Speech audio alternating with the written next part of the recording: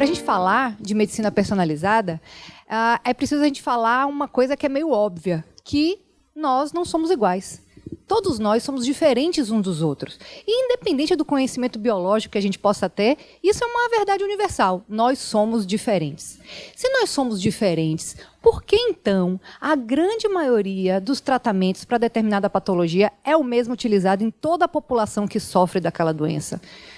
Porque se a gente consegue constatar que nós somos diferentes, que nós não somos iguais. Então, isso é que explica, na verdade, a alta taxa de variabilidade em relação à resposta do tratamento. Então, por exemplo, para vocês terem uma ideia, ficou um pouquinho desfocado, mas se a gente pegar um grupo de medicações, por exemplo, os antidepressivos, a gente sabe que quase 40% dos pacientes não vão responder ao tratamento de antidepressivos. Quem trabalha com psiquiatria sabe isso. A gente vai ter ali 30%, 40% dos pacientes que não vão responder ao nosso tratamento.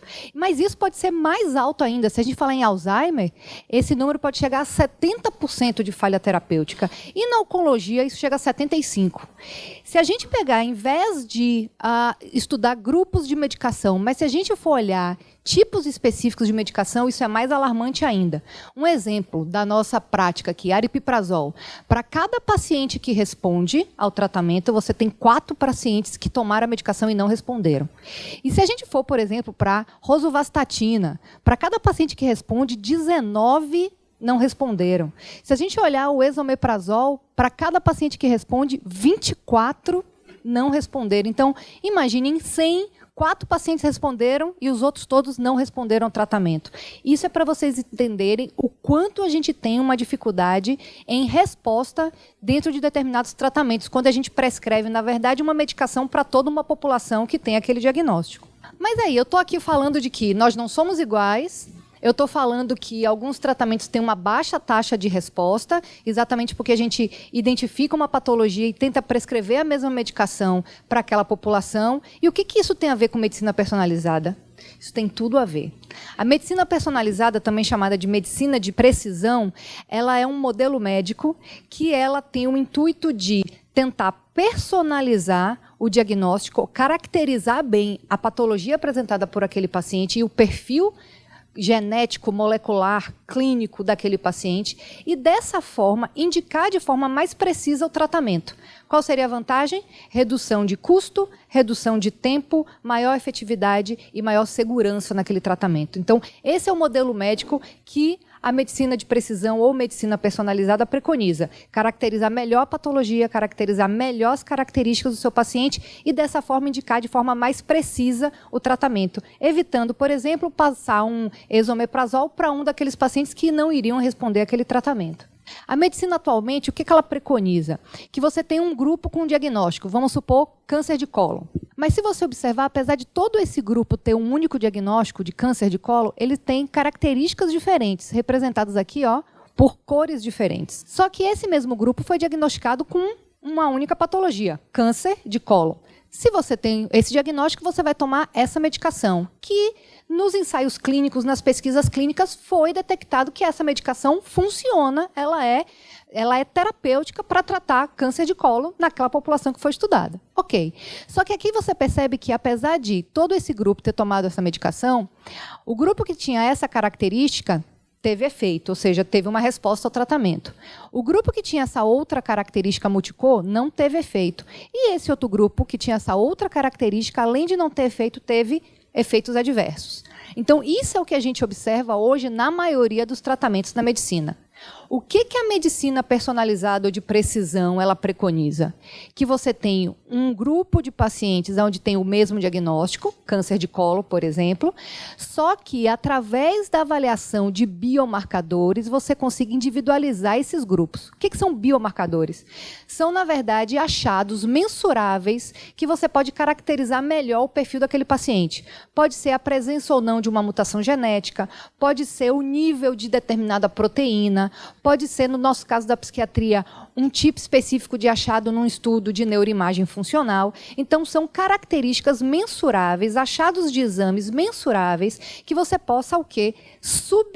classificar aquele grupo que inicialmente tinha um único diagnóstico de câncer de cólon, mas que após essa avaliação, através de testes de sangue, testes genéticos, testes moleculares, neuroimagem, no nosso caso da psiquiatria, você possa individualizar que a medicação X vai ser mais ajustada ou vai ser mais efetiva para o grupo que tiver essa característica, medicação Y vai ser mais adequada para essa característica e medicação W vai ser mais adequada para essa característica. E dessa forma você vai ter um aumento da chance de resposta em todos os grupos. Por quê? Porque você está fazendo uma medicina feita sob medida, uma medicina com uma indicação terapêutica mais precisa para subgrupos específicos de paciente. Isso é o que a medicina personalizada preconiza.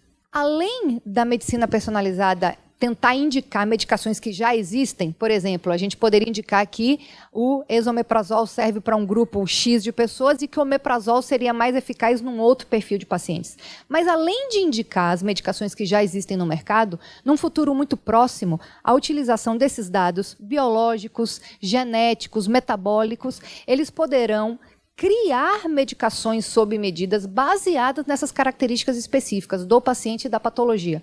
Então, a gente está entrando aí numa era da medicina muito interessante, da gente conseguir medicações que já desde a sua criação, ao invés do que acontece hoje, de você criar uma medicação e testar para ver se ela funciona num grande grupo de pacientes, você vai entender melhor os mecanismos daquela patologia, quais são os caminhos, quais são os circuitos envolvidos, e dessa forma você vai poder construir medicações, elaborar medicações de forma mais rápida, com menos custo e de forma mais efetiva para aquele subgrupo. E quais seriam as vantagens, então? Quando a gente fala assim, pô, mas será que isso é muita viagem, né? Uma medicação feita sob medida, uma medicação específica para determinado paciente. Será que isso é viagem? Não, isso não é viagem, teria muitas vantagens. Quais seriam as vantagens principais? Seria a possibilidade de você ter a medicação certa, para o paciente certo, para a doença certa, no tempo correto e na dosagem adequada. Porque o que a gente vê isso? Às vezes você sabe qual é a medicação correta. Tem lá no guideline, né? Primeira linha de medicação para depressão, segunda linha, terceira. Ou seja, você usa a primeira linha, não funcionou, você usa a segunda linha, não funcionou, você usa a terceira linha.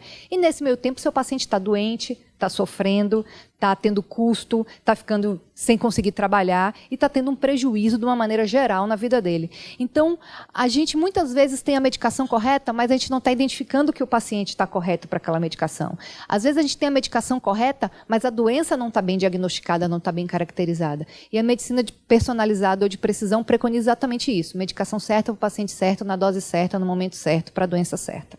A gente viu nos primeiros slides que a oncologia é uma das que mais sofrem com baixa taxa de resposta. A gente chegou a ver que até 75% dos pacientes podem não responder a um determinado tratamento. Então, não é à toa que a medicina personalizada está extremamente avançada na oncologia. Hoje já é uma realidade dos consultórios de oncologistas você fazer a individualização do tumor. Ou seja, você tem um paciente com determinado diagnóstico, vamos supor, câncer de mama. E aí eles conseguem, através do perfil genético, de avaliações genéticas, traçar o perfil daquele tumor e identificar se aquele paciente é portador ou não de uma mutação específica, se aquele tipo de tumor tem ou não um tipo de receptor que vai responder à quimioterapia, à radioterapia ou à indução com hormônios, por exemplo. E a partir do traçado desse perfil genético do tumor e baseado nos estudos e na pesquisa que já existe, que consegue direcionar, na verdade, esse dado. O que adiantaria você saber qual é o perfil genético daquele tumor e daquele paciente, se você não soubesse o que fazer com esse dado? Então, na oncologia, essas pesquisas já estão bem avançadas e a gente tem, por exemplo, identificação que paciente que possui mutação XYZ tem maior probabilidade de responder à quimioterapia e isso direciona o tratamento. Então, na oncologia, isso aqui já é uma realidade. A avaliação genética do tumor, você traça o perfil, através das informações que você já tem dos estudos clínicos, você consegue direcionar a medicação de forma mais específica em benefício do paciente. Isso já é uma realidade na oncologia. A área da ciência que estuda exatamente a relação entre a variabilidade genética, a resposta às medicações, moduladas pelos biomarcadores é a farmacogenética. Ela tem o intuito de avaliar exatamente essa variabilidade genética, a resposta às medicações e como é que os biomarcadores modulam isso. Então, de uma maneira bem esquemática, seria a gente entender quais são as características genéticas da população. Imagine que todo esse grupo tem o diagnóstico de depressão, por exemplo. Tá? Mas se ele tem essa característica, avaliada através da pesquisa dos biomarcadores, a medicação mais indicada para ele seria essa. Se ele tem essa característica, a medicação mais indicada seria essa, e assim por diante. É isso que a farmacogenética preconiza. E na psiquiatria? Eu falei aqui da oncologia, falei que não tem taxa de resposta alta, mas e na psiquiatria? Tem alguma coisa já de medicina personalizada na psiquiatria atualmente? Eu posso dizer para vocês que, assim, uma das grandes dificuldades na psiquiatria hoje é o nosso sistema diagnóstico. A gente trabalha com um sistema diagnóstico que é a CID-10 e o DSM-5, que eles se baseiam única e exclusivamente em sintomas de pacientes, ou seja, na sintomatologia. Né? Esse modelo foi muito importante durante muito tempo, mas quem trabalha na prática clínica percebe que é um modelo que ele já se esvaiu. Quantos de vocês aqui já perceberam que vocês têm um paciente que fecha todos os critérios diagnósticos para depressão e um outro paciente que também fecha todos os critérios diagnósticos para depressão e eles têm quadros muito diferentes. E mesmo assim o diagnóstico deles, segundo o sistema classificatório atual, é o mesmo. Então tem alguma coisa aí que está faltando e que isso interfere no direcionamento do nosso tratamento e de como a gente vai lidar com os nossos pacientes. Tá? Então, o que a gente tem que entender é que a gente precisa, na verdade, entender muito melhor os mecanismos patológicos das doenças psiquiátricas para que a gente possa tratar a doença e não tratar os sintomas. Hoje o que a gente faz muito é tratar a sintomatologia. Quantas vezes a gente já percebeu, por exemplo, como tem aqui nessa figura, nosso atual sistema classificatório, por exemplo, a gente tem um grupo de pacientes com esquizofrenia, um grupo de pacientes com transtorno esquizoafetivo e um grupo de pacientes com transtorno afetivo bipolar. Percebam que, apesar daqui serem só pacientes diagnosticados com esquizofrenia, nós temos várias características diferentes, exemplificadas pelas cores diferentes. Ok. O que esses três grupos têm em comum? Todos esses três grupos apresentam sintomas psicóticos. Então, isso é o que a gente chama de uma proposta de um diagnóstico dimensional, ou seja, você partiria de uma dimensão. Que dimensão é essa? Psicose, presença de alucinações, presença de delírios, e através de avaliações de biomarcadores, e se a gente falar em psiquiatria, a gente vai estar falando de neuroimagem funcional, a gente vai estar falando de perfil genético, a gente vai estar falando de avaliações moleculares, a gente vai estar falando de perfil eletrocefalográfico, a gente também vai estar estudando testes neurocognitivos, ou seja, respostas a atividades e a estímulos. Se a gente conseguir fazer essa avaliação dimensional, iniciando com os sintomas, mas não findando o nosso diagnóstico nos sintomas, e associando a identificação dos sintomas, essa avaliação desses biomarcadores e dessas características específicas, pensando mais em mecanismo de ação, pensando mais em qual é o circuito neuronal que está envolvido naquele tipo de patologia, a gente conseguiria subdividir esse grupo extremamente heterogêneo em subgrupos mais homogêneos, subtipo 1, 2, 3, por exemplo, e dessa forma, possivelmente, a gente conseguiria indicar tratamentos mais específicos. E talvez a gente não tivesse essa variabilidade tão grande em relação a quantos pacientes a gente passa antipsicótico e quantos pacientes vão responder àquele antipsicótico, independente deles terem o mesmo diagnóstico de esquizofrenia. Esse modelo que eu estou apresentando para vocês, esse modelo dimensional, é a proposta que o RDoC faz. O RDoC é o Research Domain Criteria, que é um tipo de avaliação diagnóstica, é um paradigma que o Instituto Nacional de Saúde Mental dos Estados Unidos, NIMH, tem proposto. Já vem em pesquisa há quase uma década, mas a gente ainda carece de estudos, principalmente dessas características específicas desses biomarcadores. Mas o que o RDoC ele preconiza é que você parta dos sintomas do paciente, mas que eles não sejam o suficiente para você fazer o diagnóstico e que você associe para que você chegue ao diagnóstico essas características neurofuncionais, bioquímicas, genéticas, neuropsicológicas. Então, o que o RDoC ele preconiza seria mais ou menos isso aqui. Então, imagine aqui um grupo com o diagnóstico de depressão maior, um grupo com diagnóstico de distimia e um grupo com diagnóstico de depressão bipolar. O que eles têm em comum? todos eles apresentam sintomas depressivos. E muitas vezes é muito difícil fazer essa diferenciação entre esses 3 subgrupos de diagnósticos, que é o que a CID-10 e que o DSM-5 preconiza. Então, imagine que todo esse grupo extremamente heterogêneo, como vocês estão vendo, todos eles apresentam sintomatologia depressiva. Mas se você puder estratificar esse grupo através de dados genéticos, atividade cerebral, fisiopatologia, comportamento, experiências de vida, como, por exemplo, abuso no início da fase da infância, você conseguiria, talvez, subdividir em grupos mais homogêneos e, dessa forma, caracterizar melhor a patologia do paciente e, necessariamente, tratar de forma mais específica esses pacientes. Isso aqui é o que o ARDOC propõe. Ainda vão ser necessários muitos anos para a gente conseguir chegar nesse nível de desenvolvimento, porque a gente ainda está numa fase de entender o que esse risco genético, ou seja, o que o achado de uma mutação ou de um gene ou de um alelo representa em termos de diagnóstico, o que uma avaliação neuropsicológica em termos de circuitaria neuronal representa a nível de diagnóstico. A gente ainda está alguns anos atrás, mas as pesquisas nessa área têm se desenvolvido muito e a gente acredita que realmente isso aqui seja o futuro do sistema classificatório da psiquiatria. Então, vai ter muita novidade aí para quem for ficar conosco aqui no ramo da psiquiatria. Mas e aí? Será que eu vim aqui só dar o gostinho para vocês e dizer assim, isso aí é que nem aquela coisa, né, que a gente vê no Fantástico. Cura do câncer. Vai entrar em fase 1 de pesquisa, daqui uns 20 anos sai aí no mercado. Não.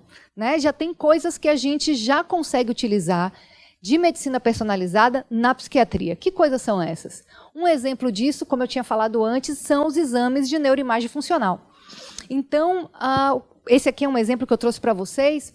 A gente tem um dado bem robusto já na literatura, que é, em exames de neuroimagem funcional, principalmente ressonância magnética funcional, você consegue identificar uma característica que é a hipofrontalidade. Os exames de neuroimagem funcional, eles avaliam função cerebral, através de fluxo de oxigênio, metabolismo da glicose, mas você consegue identificar que naquela área cerebral você tem uma função reduzida quando comparado com pessoas sadias.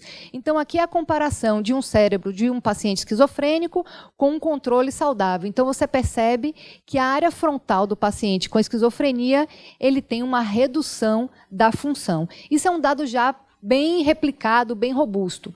Mas, infelizmente, esses exames de neuroimagem funcional, eles não podem ser diagnósticos ainda. A gente não tem como usar ainda para decidir ou para definir o diagnóstico do paciente. Por que esse achado de hipofrontalidade?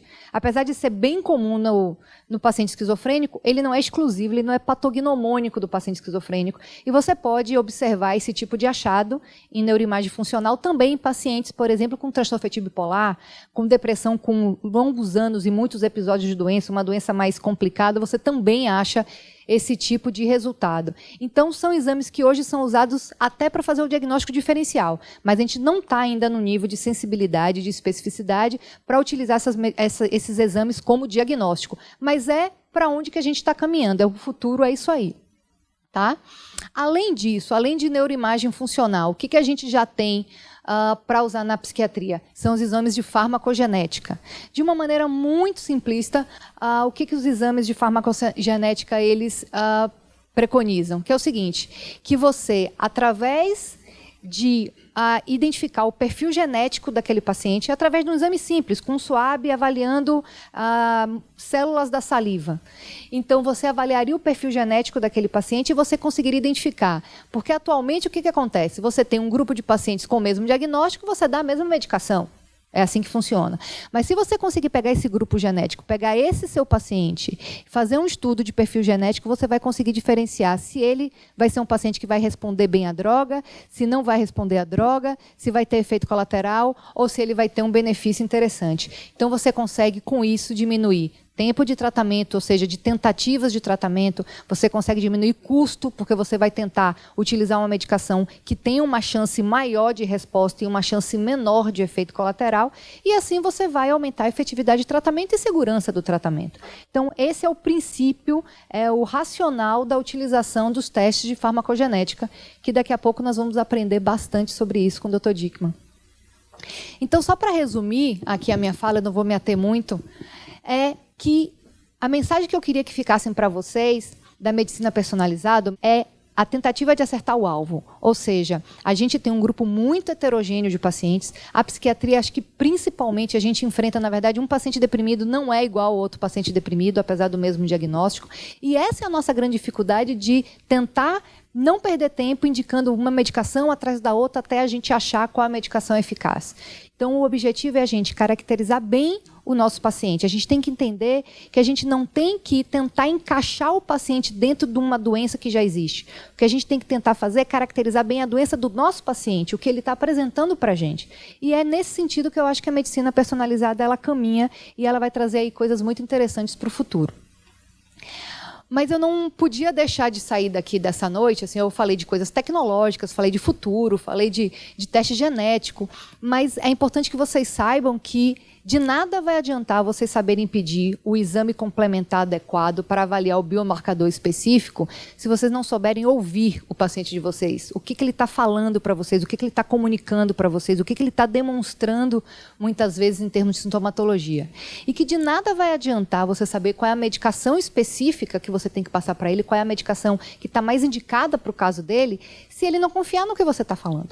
Imagine o quanto existe de entrega, imagine o quanto existe de confiança você chegar no consultório do médico, o médico dizer para você, tome esse remédio, engula, e você fazer isso. É uma entrega muito grande, é uma confiança muito grande. E se isso não existir, você pode saber o exame certo, você pode saber o remédio certo e o tratamento nunca vai funcionar.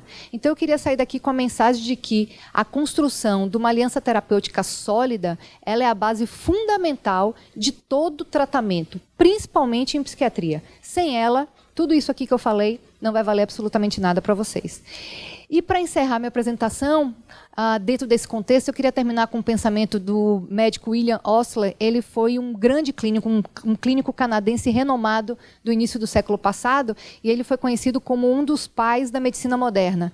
E ele tem uma frase muito interessante que ele fala o seguinte, que se não fosse a grande variabilidade entre os indivíduos, medicina talvez seria apenas uma ciência e não uma arte. Muito obrigado. Uma boa noite.